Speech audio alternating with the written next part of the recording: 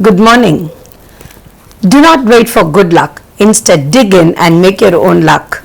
God has bestowed each one of you with a sound mind and a sound body, and He is waiting to see how you use it to bless you. Work hard and you'll find all the luck with the help of God. In the second revision session today, we are going to see certain concepts in coordination chemistry. Let's see some important concepts now. Let's see what is a double salt and a complex salt. A double salt is one in which the individual components retain their identity. For example, potash alum, and this one is called as more salt. Potash alum, when I dissolve it in water and test, aluminium, potassium and sulfate answer individually. And in the case of ferrous ammonium sulfate, aluminium, ferrous and sulfate, all the three ions answer for their individual test. But in the case of double salt, they lose their identity in the solid as well as in the liquid state. Let's look at certain examples. So in all these four salts, you can see certain entity is within the square bracket. So that is called as a complex ion. When I dissolve these salts in water, the complex ion answers separately and the simple ions answer separately. So in the case of the first salt, the cation is potassium, the first two salts. But the anion is a complex ion. As you can see, the square bracket, the whole thing, ferrocyanide, the whole thing will answer separately. And the second one, the whole thing within the complex will answer separately. Then this one is an anionic complex. Here, cobalt, ethylene, diamine and dichloro, cobalt. Here the whole complex will answer separately. I cannot separate the ligands and the metal ion. And the simple ion here is chloride. In the second salt is tetramine copper 2 sulfate. The tetramine copper answers as a single entity and sulfate answers as a single entity. You cannot separate them. So salts which contain at least one complex ion enclosed within square bracket are called as complex salts or coordination compounds. Next, let us see certain important terms. We are not going to discuss everything. The first one, central metal ion. So as the name suggests, the metal ion will be in the center surrounded by the ligands, and its duty is to accept this lone pair of electrons, a pair of electrons given by the ligands, and it has to provide vacant orbitals. Now look at this example here, hexamine cobalt chloride. So here cobalt is a central metal ion surrounded by the ligands amine. Each amine will donate a lone pair of electron, and so the cobalt, the central metal ion, is a Lewis acid. And it is bonded to the ligands by covalent coordinate bond. Then so what is a ligand? Anything which donates a lone pair of electron to the central metal ion is called as a ligand. Now ligand is a Lewis base since it donates a pair of electron. Next we are going to see about coordination number. So what is coordination number? The number of ligand or donor atoms surrounding the metal ion is called as coordination number. So if you take this complex, inside the square bracket we have the central metal ion and the ligand. Only one type of ligand is present, so there are 6 ligands. So the coordination number is 6. But look at this complex. Only one ligand, but 3 ligands are there. But I have written the coordination number is 6. This is called as a bidentate ligand.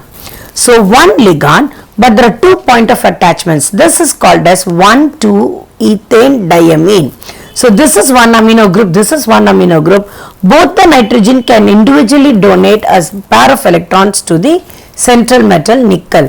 So one ligand but 2 point of attachments. So totally 3 ligands, 6 point of attachments, and therefore we write the coordination number as 6. Next let us see oxidation state. The charge on the metal ion. So how do we write it? After naming the central metal ion, we need to write the oxidation number in Roman numeral within curved parenthesis brackets. Now let us see how to calculate in the case of cation and an anion. Now this is an anion, FeCN 6 4 minus. The net charge 4 minus is equal to oxidation state of the metal plus number of ligands into the charge on the ligand. So here cyano, each ligand has got -1 charge. And how many ligands are there? 6. And this is the oxidation state of the central metal ion. And this is a net charge. On simplifying the equation, we get the oxidation state of ion to be +2. In this case, the oxidation state is +2. Here, amine is a neutral ligand, it doesn't have any charge, but there are 5 amine ligands, so 5 into 0 since it is a neutral ligand, and the valence of one chloride ion is -1. So on simplification, this equation X value is +3. So cobalt X is in the +3 oxidation state. So these are some of the important terms which we need to understand the structure and the nature of the complex. Now we are going to see the classification of complexes. There are two different classifications, one based on the net charge and one based on the type of ligand. Based on the charge, if the complex ion which is present inside the square bracket is positively charged, then it is called as cationic complex. So now this is a cationic complex because there is +3 oxidation state. Anionic complex when it is negatively charged. But some complexes do not carry any charge. Such complexes are called as neutral complexes. Next, let us see how they are classified depending upon the ligands. So if only one type of ligand is present, such complexes are called as homoleptic complexes. So this is a homoleptic complex. I have only one type of ligand, aqua. So 6 ligands are present. This also only one ligand, amine. So it is a homoleptic complex. This is also homoleptic complex. Now this is a heterolytic complex. Two different ligands are there, amine and chloro. Here also amine and chloro. So these two are examples of heteroleptic complexes. Now we are going to see the nomenclature. Quickly we are going to see the rules and apply them. So first what we have to do, whatever is a complex, whether it is a cationic complex or the anionic complex, always the cation is named first. If then the simple ions are named. The simple ions are given the names as such: chloride, bromide, copper, potassium, like that. When we are naming the complex, supposing my cation is a complex, then inside the complex I will be having two things. I will be having the ligands and the metal ion. The ligand should be named first. In case of heteroleptic complexes, when more than one type of ligand is present, arrange the ligand name in the alphabetical order. Supposing I have amine and chloro, amine comes first and then the chloro. Then the next we have to mention the central metal ion. Then after the central metal ion, I have to mention what? The oxidation number, and then the anion should be named, or the simple ion should be named as the case may apply. So now let us see how to name the cationic complexes and anionic complexes. In the case of cationic complexes, first the cation should be named. So my cation is a complex ion. Then the ligand should be named first. So in this complex, that is why I have written here, first the ligand should be named, followed by the name of the central metal ion. The central metal ion name as it is you can give. Then mention the oxidation number within parenthesis, then the anion. So here my cationic complex is CuNH34.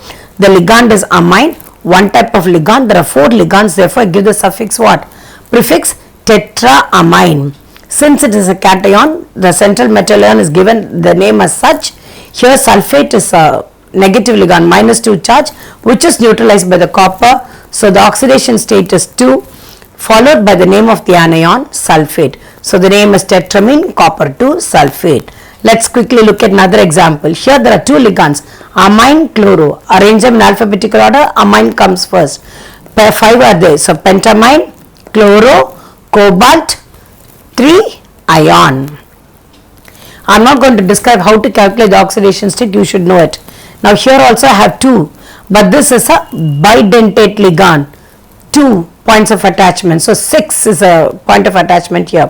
So here since the name contains diethylene, I have to use the prefix bis. So it is dichloro, ethylene is E, chloro is C. So here 2 chloro is there, dichloro, bis ethylene diamine, cobalt 3 chloride. So this is how you name. For cationic complex, name of the ligand, followed by central metal ion, oxidation number, then the anion. Let's see how to name the anionic complex. In the case of anionic complex, the simple cation will be outside. So name that first. Then the anion should be named. Inside the anion, ligand. central metal ion. In the case of anion, the central metal ion name should end with the suffix ATE. Then finally we have the oxidation number. Let's see. So here potassium is a cation. So I start the name with potassium. Then the anion, which is a complex, ligand first, central metal ion, and the oxidation number. So it goes like this: potassium hexacyanoferrate, because it is what? Anion. Oxidation state 2. Here sodium hexafluoridocobaltate 3. Here zinc hexacyanoferrate 2. Here there are 2 ligands, and this is an anion. Ion itself, the complex is an ion. So how do you say? Diamine tetrachlorocobaltate 3 ion. So understand this and then you can name. Now let us see how to write the structures when the names are given. So the given name is diamine dicyanide-argentate. So you know it is an anionic complex with a charge of 1. So diamine NH3 twice, dicyanide Cn twice, argentate is Ag, and the oxidation state is -1. Because cyano, 2 cyano is there, -2, only +1 is oxidized, neutralized by 1 silver, the other one is not neutralized, so you need to write it on top. Then here hexafluorido 6F, ferrate Fe. So -6, the oxidation state is +2 for ferrate, and therefore -4. Chlorido bis ethylene, chlorido 1 Cl, bis means 2, ethylene diamines En twice, cobalt CO, oxidation number 3, sulfate SO4. So this is a neutral complex. Here triamine NH3, triaco H2O3, chromium Cr, then outside the bracket we have Cl trichloride. So it is Cl3 because it's a neutral complex. Now we are going to see valence bond theory, how to predict the properties. We are not going to see the postulates directly. Let's see how to predict the properties.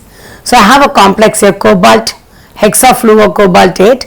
The atomic number of cobalt is 27.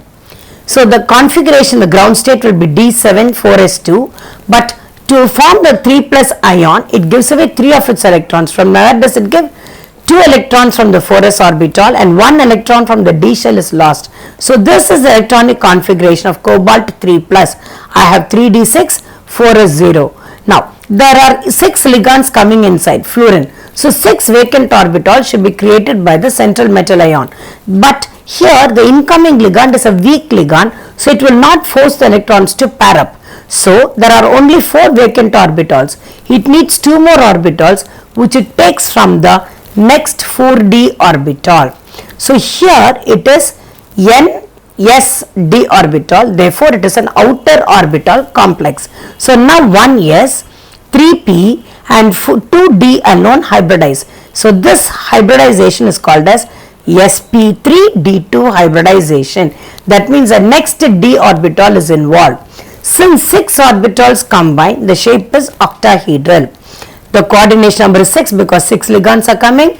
How do I understand the type of hybridization? I see which orbitals. The ligand is weak, so it will not force electrons to pair up. So the outer orbital d comes into place here. So it is sp3d2. Now let's proceed. Since it is an sp3d2, now the incoming ligands have given the lone pair of electrons. It is a octahedral in shape. Now we are going to predict the magnetic property. There are 4 unpaired electrons, therefore the complex is paramagnetic. How much paramagnetism is there? Apply the formula, n root of n into n plus 2. So the value comes to 4.8, where n is the number of valence unpaired electrons. So you have to know the atomic number, how to write the ground state and the excited state. At least for certain elements like copper, nickel, chromium and cobalt and iron, you need to know the atomic number and how to write the electronic configuration. Let's see one more, which is a strong field ligand. So here I have taken tetracyanonickelate, where cyanide is a strong field ligand. The atomic number of nickel is 28. So 3d8 4s0 is the ground state configuration. To form the Ni2 plus the 2 s electrons are lost. Therefore, the excited state configuration is 3d8 4s0. Now only 4 ligands of cyanide ligands are coming, but this cyanide is a strong field ligand. So it forces these 2 electrons to pair up. So these 2 electrons pair up, and there is one more empty orbital in the 3d level here. So only 4 orbitals are required. So what happens? This d, this s, and 2 of the p orbitals hybridize. So now how do you call the hybridization as dsp2? So when dsp2 hybridization occurs, the shape of the complex will be square planar. So we know the hybridization, we know the geometry, now the magnetic property. Just look at the number of unpaired electrons. There are no unpaired electrons. Therefore, the magnetic moment is 0, or the complex is diamagnetic in nature. This is how you predict the properties using valence bond theory. There are so many other concepts. We are going to just revise the important ones here. Now this is about bonding in metal carbonyls. We have seen carbonyl is also a ligand, but what is special about the metal carbonyl? This bond is very strong when compared to the other metal and ligand bonds. Why is it so strong? So in the case of this complex, the carbonyl carbon donates a lone pair of electron to the central metal atom by overlapping of the head-on overlapping on the s and the ss p orbital, forming a strong sigma bond. So as we know, the filled ligand orbital overlaps with the empty metal orbital, forming a strong sigma bond. Now already the metal atom will be having many electrons. Added to that, the ligand is added and donated another pair of electron. So due to the overcrowding, electron repulsion takes place on the central metal ion.